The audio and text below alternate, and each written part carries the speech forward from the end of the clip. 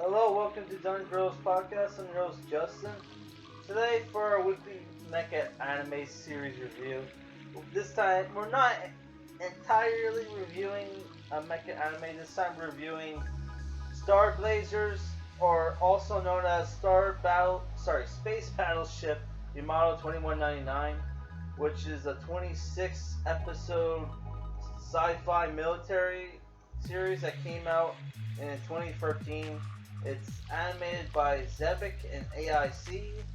It's directed by, let me double check. It's directed by Yutaka Buchi, who also did the mechanical design. That's cool. So the show is basically a remake of the old Leiji Matsumoto show Space Battleship Yamato, which I actually, before I watched this movie, this TV series, a couple of years back, I picked up and like a live action movie that came out, and I didn't know what it was. I didn't know it had, because I had known the show as Starblazers, so I didn't know it was like the same thing. So I kind of got spoiled to some stuff. Though I feel like if you've seen the movie, it's different enough from the show where you can still enjoy it. So the show basically is about how like Earth in 2199 is, for the last couple of years, has been at war with this space empire. I think they were called the Galacbon or some shit. Sorry, the Gamelos Empire. And Earth put up a good fight, and then the Gamelos Empire decided, you know what, we're not gonna fight you no more. We're just gonna send planet bombs to your world and completely destroy the environment, right? So what's up happening is they get like a message from this beautiful woman from this another planet called Iskandar, and she sends them some plans and blueprints and this component for special engine, right? And so the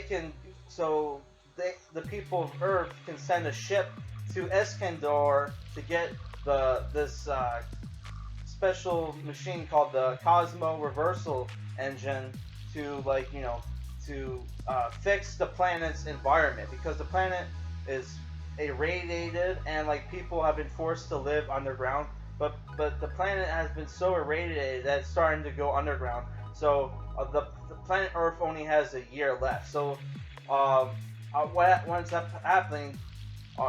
They make a new battleship called the Space Battleship Yamato, which is based off a World War II battleship, and they go on a journey to find Iskandar and bring back the Cosmo Reversal machine. But while they're on their way there, they get into several battles with the Gamelos Empire. So the show, you have a huge cast of characters. You have Juzo Akita, who is the captain of the ship, who's an old man who's dying. You have Susumu Kodai, who's the tactical officer, who's very much like Gary Sue for people who give a shit about stuff like that. Where he not only does he know tactics, strategy, he's good in gunfights, and he's a good pilot. Who lost his older brother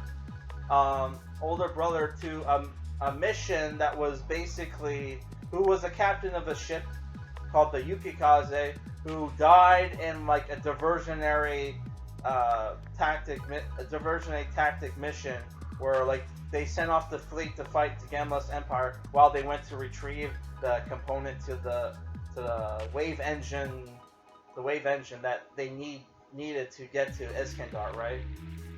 Other characters are Yuki Mori, who is I forget what she was. I think she was navigation or something like that. where she's basically one of the love interests of the show. Other love interests are Kira Yamato, who is a female ace pilot. You got Daisuke Shima, who is the helmsman, who's best friends with Suzumo Kodai. You have Kaoru Mimi, who is like a science officer who was in love with Kodai's brother. You have Melda Detz, who is the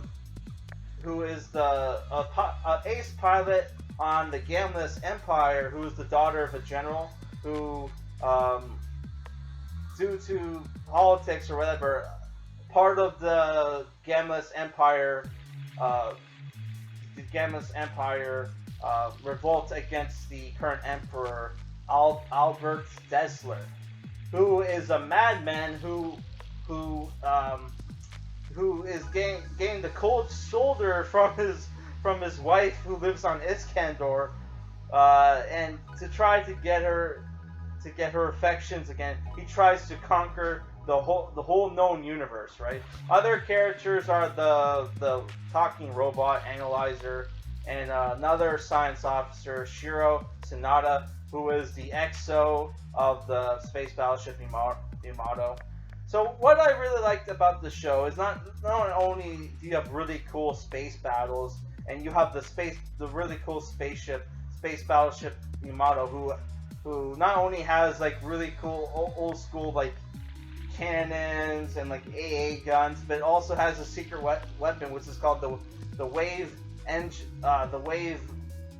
the dimensional wave gun or something like that, where it's basically the whole ship is basically like a cannon barrel to shoot this massive energy gun that can destroy like fleets and planets, to the point where, like, you know, once they got in trouble by the Iskandars because they didn't want them to use the engine to make a weapon, right? So there's like a point where they get all the way to Iskandar, and the stupid bitch doesn't want to give them the Cosmo Reversal machine because, you know, they made a gun, which is like, retard. If you don't give the Cosmo Reversal, they would have, like, you know, destroyed your planet or some shit like that. But, you know, it doesn't come to that.